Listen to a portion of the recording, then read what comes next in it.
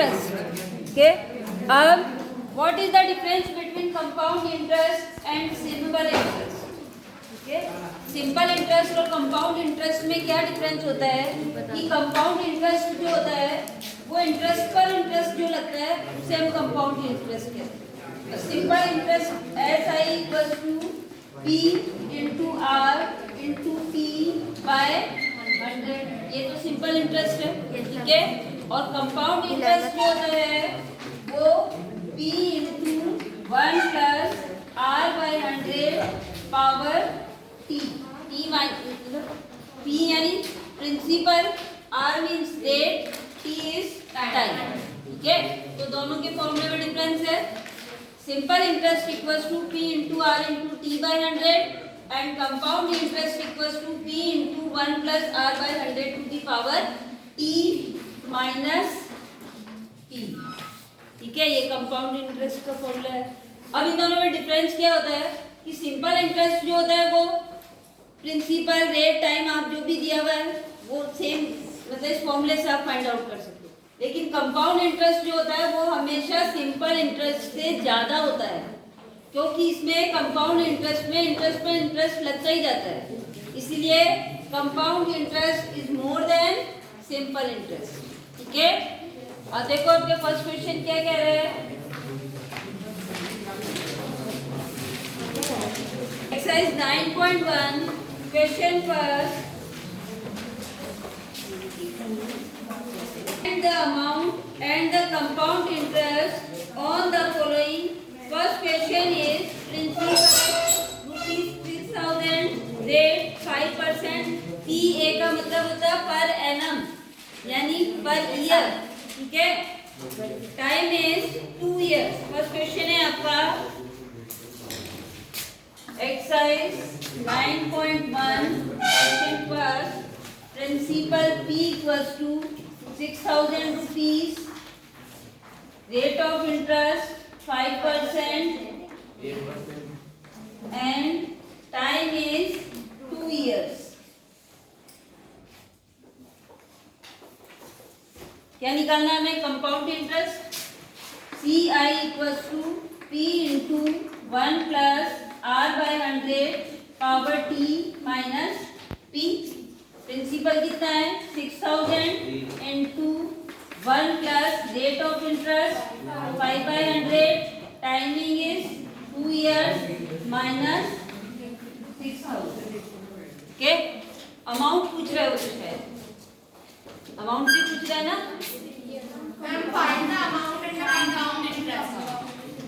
Amount निकालना है तो प्रिंसिपल माइनस नहीं करेंगे, ये अमाउंट का फॉर्मूला हो जाएगा आपका. ठीक है. Amount equals to P into 1 plus R by 100 power T. 6,000 into 100 बन जा 100 इसमें 5 ऐड करेंगे कितना हो जाएगा 105 divided by 100 power 2. 6,000 into power 2 है इसे हमें 2 टाइम्स लिखना है इंटू 105 बाय 2 0 से 2 0 कट गया, 1 0 से 1 0 कट गया. अब इसे काटेंगे नहीं हम. ठीक है. पॉइंट लगाएंगे 105 मल्टीप्लाई बाय 105 5 5 जा 25 5 1 जा 5 फिर 0 से किया 5 0 1 5 2 5 1 5 10 1 1 और इसे मल्टीप्लाई करेंगे 6 से 6 5 जा 30 3 कैरी 6 2 जा 12 12 एंड 3 15 6 1 जा 6 6 1 जा 6 यानी 6 6 1 5 0 डिवाइडेड बाय 10. 10 है ना. भी तो 10 रह गए 0 रह गए. ठीक है. अब 0 से 0 भी काट दो तो कितना आ गया. Amount will be 6,615 rupees. ये तो आपका अमाउंट हो गया. ठीक है. अब इंटरेस्ट भी निकालना है आपको. तो इंटरेस्ट इक्वल्स टू क्या हो जाएगा. Compound interest equals to amount minus principal. Amount में से प्रिंसिपल माइनस कर दो तो इंटरेस्ट आ जाएगा आपका 6,615 minus 6,000 equals to 615 rupees interest. वापस समझ लो, प्रिंसिपल है 6000 रुपीज, रेट ऑफ इंटरेस्ट है 5% एंड टाइमिंग है 2 इयर्स। ठीक है, अमाउंट हमें फाइंड आउट करना है तो प्रिंसिपल माइनस नहीं करेंगे, अब दोनों ही चीजें आपको निकालनी है क्वेश्चन में, अमाउंट भी फाइंड आउट करना है और इंटरेस्ट भी निकालना है। तो पहले तो हम अमाउंट फाइंड आउट करेंगे, amount equals to P into 1 plus R by 100 to the power T, ये अमाउंट का फॉर्मूला है। अमाउंट का मतलब होता है कि उसमें प्रिंसिपल और इंटरेस्ट दोनों मिलाकर, ठीक है, वो अमाउंट कहलाता है आपका, यानी प्रिंसिपल प्लस इंटरेस्ट मिलकर जो रुपीज होते हैं वो अमाउंट होता है। तो अमाउंट हमने फाइंड आउट किया, सॉल्व किया इसे 6615 रुपीज, यानी कि अगर उसने 6000 रुपये उधार लिए, बोरो किए, तो उसे अमाउंट यानी ब्याज मिलाकर कितने रुपए देने होंगे, 6615 रुपीज उसे रिटर्न करना, ये हो गया अमाउंट। ठीक है, ये तो आपका अमाउंट आ गया। अब आपको इंटरेस्ट कितना लगा उस पर, 6000 रुपीज से 6615 रुपीज रिटर्न करने पड़े, तो इंटरेस्ट कितना हुआ माइनस करके ही तो निकालोगे। तो amount compound interest equals to amount minus principal. Amount कितना है 6615 माइनस प्रिंसिपल है 6000, यानी 615 रुपीज इंटरेस्ट। तो अमाउंट हो गया आपका 6615 और इंटरेस्ट हो गया 615 rupees. Rupees 1200, rate of interest 2.5 per annum equals to 1200 rupees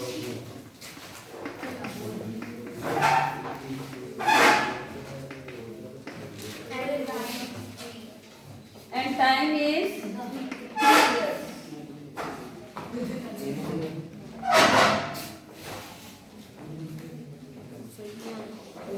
formula her question में लिखेंगे ताकि आपको लर्न भी हो जाए।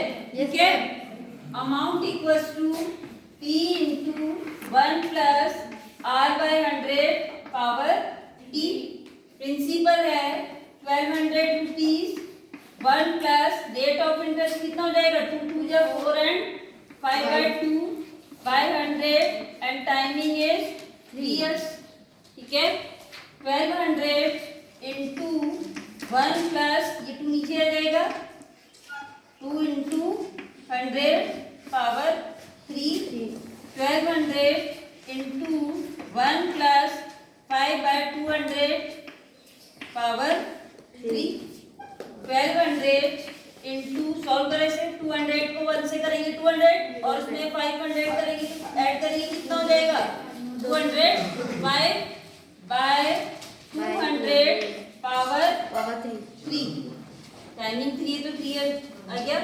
1200 इंटू इसको 3 टाइम्स लिखेंगे 205/200 इंटू 205/200 इंटू 205/200।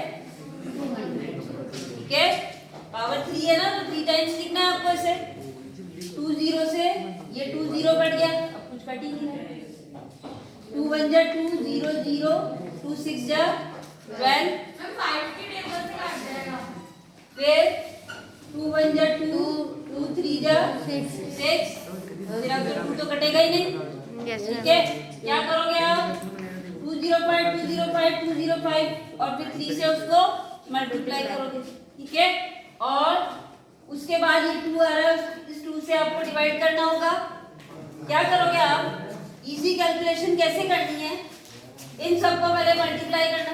ठीक है, 205 को 205 से, फिर जो है उसको फिर 205 से और फिर 3 से मल्टीप्लाई करने के बाद जो भी आता है उसको आप पहले 2 से डिवाइड कर लेना।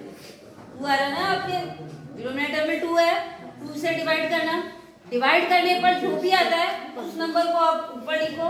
ठीक है, 2 से केवल 2 से डिवाइड करना, केवल 2 से डिवाइड करोगे और जो भी नंबर आएगा उसे आप लिखकर, आपके पास नीचे कितने जीरो रह गए हैं 1 2 3 4 1 2 3 4। ठीक है, अब मान लो मैंने डिवाइड किया और कुछ भी नंबर आ गया 5 6 7 8.3 आ गया, मुझे नहीं पता, आप लोग कर लेना, मैं कैलकुलेशन बता रही हूं। मान लो ये नंबर आ गया, आपने सबको मल्टीप्लाई किया, केवल 2 से डिवाइड किया, ये आपका नंबर आ गया, डेसिमल में ही आएगा, ठीक है। अब नीचे क्या 1 2 3 4 जीरो है, ये 4 जीरो लग गए। आपको क्या करना है, हम डेसिमल को 1 2 3 4 1 2 3 4 मतलब ये डेसिमल कहाँ जाएगा, आगे की तरफ आ जाएगा, तो आपको कैलकुलेशन इजी हो जाएगी आपकी, ये हट जाएंगे और मान नंबर इतना सा तो आएगा नहीं, कुछ और भी आएगा ही, ठीक है, ये आ गया, ठीक है। तो पॉइंट यहाँ आ गया भाई, एक डेसिमल तो पहले ही लगा हुआ है ना आपका, और 4 जीरो ये हो गए, 1 2 3 4 1 2 3 4, तो डेसिमल की शक्ल यहाँ आ जाएगा, ठीक है।